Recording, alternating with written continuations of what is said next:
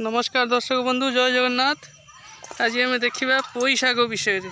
पोई शाग चाष देखु पोई मंजी आम पाखे अच्छी हाइब्रिड पोई मंजी आम पकेवा। पोई मंजीर चाष उपर आम देखा। देखो गोटे गोटे पोई मंजी ये पकई पकई जा। देखु गोटे गोटे बेसी नुहे, गोटे गोटे छाड़ी छाड़ी ये पकेवा।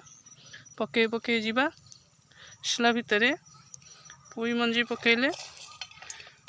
पोई मंजी पकेला भितर देखु सब बेले ये छाड़ी छाड़ी पकेबे।